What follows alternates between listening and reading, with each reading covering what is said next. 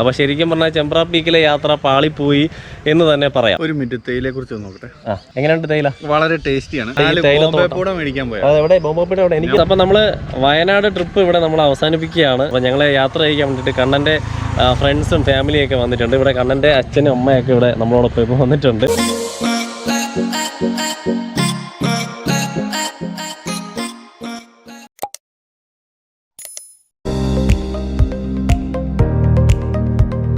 Hi all, welcome back to Asian blogger. അപ്പോൾ നമ്മുടെ വയനാട് ട്രിപ്പിലെ പുതിയ വീഡിയോയിലേക്ക് എല്ലാവർക്കും സ്വാഗതം. ഇന്നത്തെ എപ്പിസോഡിൽ നിങ്ങൾ കാണാൻ പോകുന്നത് ചെമ്പ്ര പീക്കിലേക്കാണ് ഞങ്ങളിന്ന് പോകുന്നത്. അപ്പോൾ ചെമ്പ്ര പീക്കിലേക്ക് പോകുന്ന വഴിക്ക് ഒരു അടിപൊളി തേയിലത്തോട്ടം കണ്ടപ്പോൾ പിന്നെ അതിൻ്റെ ഒരു വീഡിയോ എടുക്കാമെന്ന് വിചാരിച്ചു. എൻ്റെ പൊന്നടാവേ, തേയിലത്തോട്ടം കണ്ടിട്ട് എത്ര കാലമായെന്നറിയാമോ? കുറേ കാലത്തിന് ശേഷമാണ് ഇങ്ങനെ ഒരു അടിപൊളി തേയിലത്തോട്ടം കാണുന്നത്. അപ്പോൾ കണ്ടപ്പോൾ തന്നെ ഞാൻ പറഞ്ഞു, ഫ്രണ്ട്സിനോട് പറഞ്ഞു വണ്ടി നിർത്തടാ, ചാടി ഇറങ്ങട്ടെ എന്ന് പറഞ്ഞു. വണ്ടി നിർത്തി ചാടി ഇറങ്ങി ഞാനിതങ്ങ് എടുക്കുമായിരുന്നു. നമ്മുടെ റിൻസും കണ്ണനും അവിടെ ഒരു ചെറിയൊരു ഷോപ്പുണ്ട്. അപ്പോൾ അവിടെ ചെറുതായിട്ട് അവരെന്തോ സ്നാക്സ് കഴിക്കാനോ ചായ കുടിക്കാനോ ഒക്കെ ആയിട്ട് അങ്ങോട്ട് മാറി. അപ്പം ഈ സ്ഥലം കണ്ടപ്പോൾ തന്നെ ഞാൻ പറഞ്ഞു എനിക്കിവിടെ ഇറങ്ങണം, എനിക്കിവിടെ നിന്ന് വീഡിയോ എടുക്കണമെന്ന് ഞാൻ പറഞ്ഞു. അങ്ങനെ വണ്ടി നിർത്തിച്ച് ഇവിടെ ഇറങ്ങിയതാണ്. ഈ സ്ഥലം കണ്ടപ്പോൾ എനിക്കങ്ങ് ഒരുപാട് ഇഷ്ടമായി. ഗൈസ് സൂപ്പറാണ്. വയനാട് എന്ന് പറഞ്ഞു കഴിഞ്ഞാൽ എന്താ പറയുക, മൊത്തത്തിലൊരു പച്ചപ്പ് തന്നെയാണ്. ഓക്കെ, നമ്മുടെ നാട്ടിൽ കണ്ടില്ലേ എല്ലാ മരങ്ങളും എല്ലാം വെട്ടി മുറിച്ച് കുറേ ബിൽഡിങ്സും കെട്ടി ആകെ കുളമാക്കി ഇട്ടിരിക്കുകയാണ്. പക്ഷേ ഇവിടെ എന്ന് വെച്ച് കഴിഞ്ഞാൽ എവിടെ നോക്കിയാലും മരങ്ങളും പച്ചപ്പും കാര്യങ്ങളൊക്കെ ഉള്ളൂ. അപ്പോൾ ശരിക്കും വയനാട് ട്രിപ്പ് ഞാൻ ശരിക്കും എൻജോയ് ചെയ്തുകൊണ്ടിരിക്കുകയാണ്. ഒരുപാട് കാലത്തിന് ശേഷമാണ് ഇങ്ങനെ ഇത്രയും പ്രകൃതി രമണീയമായ പച്ചപ്പ് നിറഞ്ഞ സ്ഥലങ്ങളൊക്കെ കണ്ടുകൊണ്ടിരിക്കുന്നത്. അപ്പോൾ അതിൻ്റെ ഒരു ത്രില്ല് എനിക്കുണ്ട്. എല്ലാ കാര്യങ്ങളും മറന്ന് നമ്മൾ കുറച്ച് നേരം മൈൻഡൊക്കെ റിലാക്സ് ചെയ്ത് ഈ ഒരു ട്രിപ്പ് ശരിക്കും നല്ല രീതിയിൽ എൻജോയ് ചെയ്യാൻ പറ്റുന്നുണ്ട്. അപ്പോൾ നമ്മുടെ റിൻസ് ഇപ്പോൾ ഷോപ്പിൽ നേരത്തെ കടയിലൊന്ന് കയറിയിരുന്നു. അപ്പോൾ റിൻസ് അത് കഴിഞ്ഞിട്ട് ഇങ്ങോട്ട് വന്നിട്ടുണ്ട്. നമ്മുടെ ഈ തേയിലത്തോട്ടം മേടിക്കാൻ പോയത്. അതെവിടെ ബോംബോപ്പൂടെ അവിടെ എനിക്ക്. അപ്പോൾ എനിക്ക് തരണം. കണ്ണൻ അവിടെ നിന്ന് എന്തൊക്കെ വാങ്ങുന്നുണ്ട്. എനിക്കും കൂടെ എന്തെങ്കിലും മേടിച്ചോ. അപ്പോൾ എന്തായാലും റിൻസ്, എങ്ങനെയുണ്ട് ഈ തേയിലത്തോട്ടം, എങ്ങനെയുണ്ട് എക്സ്പീരിയൻസ്? നമ്മൾ ചെമ്പ്ര പീക്കിലേക്കാണ് ഇപ്പോൾ പോകുന്നത്. അപ്പോൾ എങ്ങനെ മൊത്തത്തിൽ വയനാട്ടിലെ കാര്യങ്ങളൊക്കെ നമ്മുടെ പ്രേക്ഷകരോട് ഒന്ന് പങ്കുവയ്ക്കും. എങ്ങനെയുണ്ട് വയനാട് നമ്മുടെ ഈ ഒരു ട്രിപ്പ്? ഒരു മിനിറ്റ് തേയിലയെ കുറിച്ച് നോക്കട്ടെ. എങ്ങനെയുണ്ട് തേയില? വളരെ ടേസ്റ്റിയാണ്. നല്ല ചോർപ്പുണ്ട്. നല്ല അടിപൊളി തേയിലയാണ്. ഫ്രഷ് തേയില. അതെ, ഫ്രഷ് തേയിലയാണ്. ഈ ഒരു തേയിലത്തോട്ടം കണ്ടപ്പോൾ എന്ത് തോന്നുന്നു? നല്ല ആയിട്ടുള്ളൊരു സ്ഥലമാണ്. നല്ല റോഡിന്റെ രണ്ട് സൈഡിലും ഇങ്ങനെ തേയിലത്തോട്ടങ്ങളും പിന്നെ കവുങ്ങും ഒക്കെ ഉണ്ട്. ഇങ്ങനെ ഈ ഒരു കവുങ്ങും കാര്യങ്ങളും ഈ സൈഡും ഉണ്ട്. അത്യാവശ്യം ചെറിയ തണുപ്പ് തുടങ്ങുന്നുണ്ട്. ഇനി അങ്ങോട്ട് പോകുമ്പോൾ പോകുണ്ടോ എന്നൊക്കെ നമുക്ക് നോക്കാം. നേരത്തെ ഒരു മഴയ്ക്കുള്ള ചാൻസ് കണ്ടിരുന്നു. ഞങ്ങളൊന്ന് പേടിച്ചായിരുന്നു. ദൈവമേ, എവിടെ പരിപാടി അവതരിപ്പിച്ചാലും ഈയിടെയായിട്ട് ഞങ്ങളൊന്ന് പേടിച്ചു, സത്യം പറഞ്ഞാൽ. അതുപോലെ തന്നെ ഇന്നും ഇങ്ങനെയാണോ എന്ന് നമ്മൾ ഓർത്തു. പക്ഷേ എങ്കിൽ അല്ലേ, അതെ, നമ്മുടെ സൂര്യൻ ചേട്ടൻ കുറച്ച് താഴോട്ട് ഇറങ്ങി വന്നിട്ട് മേഘങ്ങളൊക്കെ ഒന്ന് വാങ്ങി മാറ്റി കുറച്ച് വെയിലൊക്കെ തരുന്നുണ്ട്. ഏകദേശം ഇവിടുന്ന് 2 കിലോമീറ്റർ അകത്തോട്ട് നടക്കാനുണ്ടെന്നാണ് പറഞ്ഞത് ചെമ്പ്ര പീക്കിലേക്ക് പോകാനായിട്ട്. അപ്പോൾ എന്തായാലും നമ്മൾ അവിടുത്തെ കാഴ്ചകൾ, അതിമനോഹരമായ കാഴ്ചകൾ കിട്ടുമോ എന്ന് നമുക്ക് പോയി നോക്കാം. ഞങ്ങൾ രണ്ടുപേരും അവിടെ ഇതുവരെ പോയിട്ടില്ല. അപ്പോൾ ഈ തേയിലത്തോട്ടത്തിന് ചുറ്റും സറൗണ്ടിങ്സ് ഞാൻ മൊത്തത്തിലൊന്ന് കാണിച്ചു തരാം.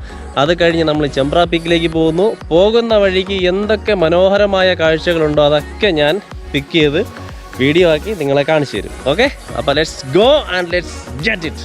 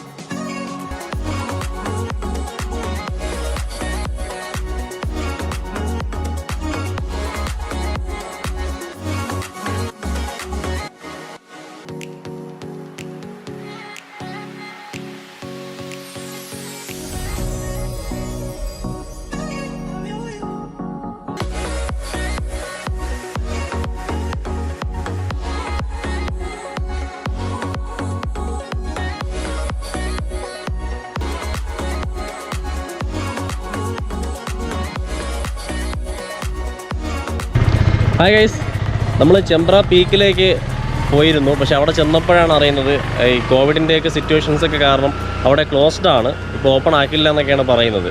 അപ്പോൾ അങ്ങനെ ഒരുപാട് പേര് വന്നിട്ട് നിരാശരായിട്ട് മടങ്ങുന്നുണ്ട്. താഴേക്ക് നോക്കുമ്പോൾ കാണാം ഒരുപാട് പേര് വന്നിട്ട് നിരാശരായിട്ട് മടങ്ങുന്നുണ്ട്. അക്കൂട്ടത്തിൽ ഞങ്ങളും പെട്ടുപോയി. അപ്പോൾ ശരിക്കും പറഞ്ഞാൽ ചെമ്പ്ര പീക്കിലെ യാത്ര പാളിപ്പോയി എന്ന് തന്നെ പറയാം. ചെമ്പ്ര പീക്കിൽ എന്താണ് സംഭവം എന്ന് ഞാൻ പറയും. ചെമ്പ്ര പീക്കിൽ ഒരു ലവിൻ്റെ ഒരു ഷേപ്പിലുള്ള, ഒരു ഹെർട്ടിൻ്റെ ഒരു ഷേപ്പിലുള്ള ഒരു ചെറിയൊരു കുളം പോലെ ഒരു സംഭവമാണ് അവിടെ വരുന്നത്. ഏറ്റവും ടോപ്പിലായിട്ടാണ് ആ സംഭവം വരുന്നത്. അതാണ് അവിടുത്തെ ഒരു മെയിൻ അട്രാക്ഷൻ എന്ന് പറയുന്നത്. അത് കാണാനാണ് ഈ ആൾക്കാരെല്ലാം വരുന്നത്. അപ്പോൾ അത് കാണാൻ വേണ്ടിയിട്ടാണ് ഞങ്ങളും പോയത്. ഞങ്ങൾ കുറച്ച് വീഡിയോസും ഫോട്ടോസൊക്കെ കണ്ടപ്പോൾ ഭയങ്കര ഇൻട്രസ്റ്റിംഗ് തോന്നി. അത് കാണാൻ വേണ്ടിയിട്ടുള്ള അതിയായ ആഗ്രഹം കൊണ്ടാണ് അങ്ങോട്ടേക്ക് പോയത്. പക്ഷേ അവിടെ ചെന്നപ്പോഴാണ് ക്ലോസ്ഡ് ആണെന്ന് പറഞ്ഞാൽ ഭയങ്കര വിഷമമായി പോയി. പക്ഷേ എങ്കിലും കുഴപ്പമില്ല. നമ്മൾ ഈ വന്ന വഴിക്കും തിരിച്ചു പോകുന്ന വഴിക്കൊക്കെ ആയിട്ട് നല്ല മനോഹരമായിട്ടുള്ള കുറേ തേയിലത്തോട്ടങ്ങളും കുറേ പട്ട് വിതറിയ പോലത്തെ കുറേ നല്ല പച്ചയാർന്ന കുറേ നല്ല നാടൻ കാഴ്ചകളൊക്കെ നമുക്ക് കാണാനുണ്ട്. സമുദ്രനിരപ്പിൽ നിന്ന് 2000 മീറ്റർ ഉയരത്തിൽ സ്ഥിതി ചെയ്യുന്ന ചെമ്പ്ര കൊടുമുടിയിലെ കാഴ്ച കേരളത്തിൽ തന്നെ മറ്റെങ്ങും കണ്ടെത്താൻ കഴിയാത്ത കാഴ്ചയാണ്. ഒരുപക്ഷെ ഇന്ത്യയിൽ തന്നെ ഇങ്ങനെ ഒരിടം കണ്ടെത്താനായെന്ന് വരില്ല. പ്രകൃതി കനിഞ്ഞ് അനുഗ്രഹിച്ച് നൽകിയിരിക്കുന്ന സൗന്ദര്യമാണ് ഇവിടെ. വയനാട് ജില്ലയും കോഴിക്കോടിൻ്റെ ചില ഭാഗങ്ങളും ഈ കൊടുമുടിയിൽ നിന്നാൽ കാണാം. പച്ചപ്പ് നിറഞ്ഞ ചുറ്റുപാടും ഇവിടുത്തെ ഹൃദയത്തിൻ്റെ ആകൃതിയിലുള്ള തടാകവുമാണ് ഏറ്റവും പ്രശസ്തം. ട്രക്കിംഗ് ഇഷ്ടപ്പെടുന്നവർക്ക് ചെമ്പ്രയും ഇഷ്ടപ്പെടും. ഒരു ദിവസത്തെ ട്രക്കിംഗ് ഉദ്ദേശിക്കുന്നവർക്ക് ചെമ്പ്ര പീക്കിലേക്ക് വിടാം. ഏകദേശം 3 മണിക്കൂറാണ് ട്രക്കിങ്ങിന് വേണ്ടി വരുന്ന സമയം. ഇവിടുത്തെ ഹൃദയാകൃതിയിലുള്ള തടാകം കാണാനാണ് പലരും മല കയറുന്നത്. ഹൃദയ സരസ് എന്നാണ് ഇത് അറിയപ്പെടുന്നത്. ഒരിക്കലും ഈ തടാകത്തിലെ വെള്ളം വറ്റില്ല. മേപ്പാടിയിൽ നിന്നാണ് ഇവിടേക്കുള്ള ട്രക്കിംഗ് ആരംഭിക്കുന്നത്. വനം വകുപ്പിൻ്റെ ചെമ്പ്ര പീക്ക് VSS ഇക്കോ ടൂറിസമാണ് ട്രക്കിംഗ് സംഘടിപ്പിക്കുന്നത്. ഇതിൻ്റെ ഓഫീസിൽ നിന്ന് ടിക്കറ്റുകൾ എടുക്കാവുന്നതാണ്. രാവിലെ 7 മുതൽ ഉച്ചയ്ക്ക് 2 വരെയാണ് ട്രക്കിങ്ങിനുള്ള സമയം. ചെമ്പ്ര കൊടുമുടിയുടെ താഴ്വരയിലെങ്ങും ഏക്കർ കണക്കിന് പരന്നു കിടക്കുന്ന തേയിലത്തോട്ടങ്ങൾ കാണാം. ചെമ്പ്ര കൊടുമുടി സന്ദർശിക്കാൻ ഏറ്റവും അനുയോജ്യമായ സമയം മഞ്ഞുകാലമാണ്.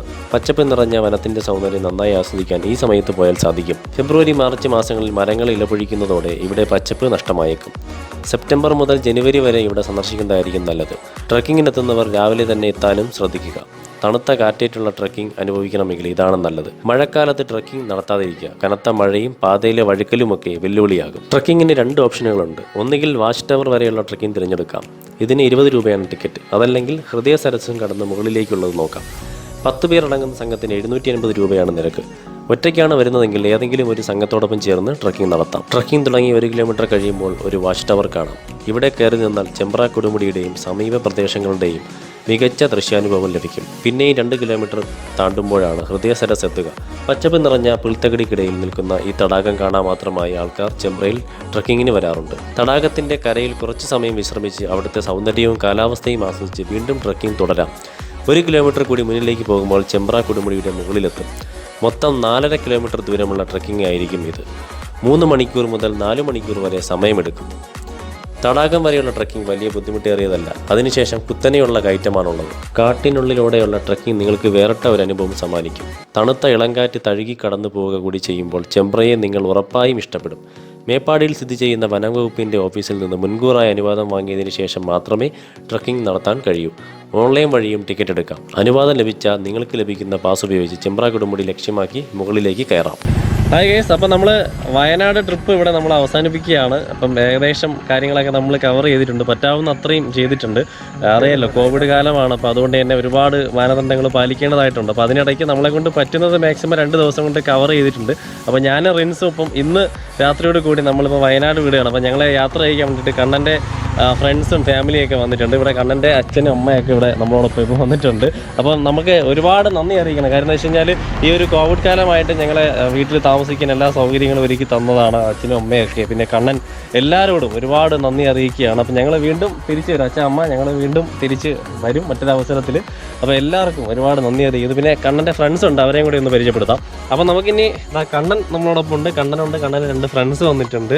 ഫ്രണ്ട്സ് പേരെന്തൊക്കെയാണ്? അശ്വിനും പിന്നെ അഭിജിത്ത്. ഓക്കെ, അശ്വിൻ അഭിജിത്തൊക്കെ വന്നിട്ടുണ്ട്. അപ്പോൾ നമ്മളെ എന്നെയും റിൻസിനെയൊക്കെ യാത്ര അയക്കാൻ വേണ്ടിയിട്ട് വന്നതാണ്. അപ്പോൾ വയനാട്ടിൽ നിന്ന് വയനാട്ടിൻ്റെ സ്നേഹം നമുക്ക് അറിയിക്കാൻ വേണ്ടിയിട്ട് വന്നതാണ്. അപ്പോൾ എല്ലാവരോടും ഒരുപാട് താങ്ക്സ് അറിയിക്കുന്നു. എല്ലാ സപ്പോർട്ട്. കാര്യം കണ്ണൻ ഞങ്ങൾ ഒരുപാട് സപ്പോർട്ട് ചെയ്തു. നിങ്ങളെ കഴിഞ്ഞ ദിവസം തന്നെ കാണണമെന്ന് വിചാരിച്ചു, പക്ഷേ കാണാൻ പറ്റും. ഞങ്ങൾ ഈ യാത്രയിലായതുകൊണ്ട് കാണാൻ പറ്റിയില്ല. എന്തായാലും ഒരുപാട് താങ്ക്സ് അറിയിക്കുന്നു. ഇനി കണ്ണൻ്റെ അനിയനുണ്ട് കേട്ടോ. പേര് പറ. എൻ്റെ പേര് അഖിലേഷ്. അഖിലേഷ്. അപ്പൊ ഇന്ന് വരാന്നൊക്കെ പറഞ്ഞിട്ട് മുങ്ങിയതാ അല്ലേ?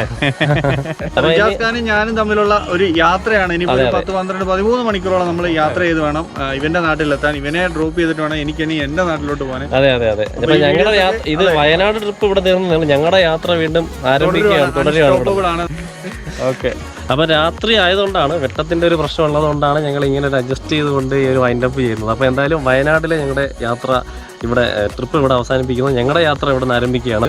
അപ്പൊ ഫ്രണ്ട്സ് നമുക്ക് ചെറിയല്ലേ തകർത്തേക്കാം. അതെ, അപ്പൊ കാണാം. ഹായ് ഗൈസ്, അപ്പോൾ ഞങ്ങൾ വയനാട് യാത്രയൊക്കെ കഴിഞ്ഞ് തിരിച്ചെത്തിയിരിക്കുകയാണ്. റിൻസ് എന്നെ എൻ്റെ വീട്ടിൽ തിരിച്ചാക്കാനായിട്ട് ഇവിടെ വന്നതാണ് ഇപ്പോൾ. അപ്പോൾ ഞങ്ങൾ എവിടെ സ്റ്റാർട്ട് ചെയ്തോ അവിടെ നിന്ന്, അന്ന് രാത്രി ഞങ്ങൾ ഇവിടെയാണ് സ്റ്റാർട്ട് ചെയ്തത്. അതേ സ്ഥലത്ത് തന്നെ റിൻസ് ഇപ്പോൾ എന്നെ വിടുന്നുണ്ട്. അപ്പോൾ വീട്ടിലേക്ക് പോകാൻ പോവാണ്. അത് കഴിഞ്ഞ് എന്നെ വിട്ടിട്ട് റിൻസിൻ്റെ വീട്ടിലേക്ക് പോകാം. അപ്പോൾ റിൻസ് എങ്ങനെ ഉണ്ടായിരുന്നു നമ്മുടെ വയനാട് ട്രിപ്പൊക്കെ? Super, full power, full on. ഇനിയിപ്പോ ഇവനെ വിട്ടിട്ട് ഇനിയിപ്പോ ഒരു 2.5 മണിക്കൂർ എനിക്ക് ഡ്രൈവിംഗ് ഉണ്ട്. അതെ, അതിനുശേഷം ഞാൻ വീട്ടിൽ പോയിട്ട് കുളിച്ചിട്ട് ഒറ്റ ഉറക്കം അങ്ങോട്ട് ഉറങ്ങും. അതായത് ഇന്നലെ പകല് ഫുള്ളും ഇന്നലെ രാത്രി ഫുള്ളും ഇന്ന് ഇനി ഉച്ച വരെയും ഡ്രൈവിംഗ് തന്നെയാണ്. അതെ അതെ അതെ, നീണ്ട 24 മണിക്കൂർ കൊണ്ടപ്പോ അല്ലേ? അതെ, തീർച്ചയായിട്ടും. നമ്മള് വൺ ഡ്രൈവിംഗ് ആയിപ്പോയി. ഈ വയനാട് ട്രിപ്പ് തുടങ്ങിയപ്പോ തൊട്ട് മൊത്തത്തിൽ ഡ്രൈവിംഗും കാര്യങ്ങളും തന്നെയായിരുന്നു. എന്തായാലും നല്ലൊരു എക്സ്പീരിയൻസ് ആയിരുന്നു അല്ലേ?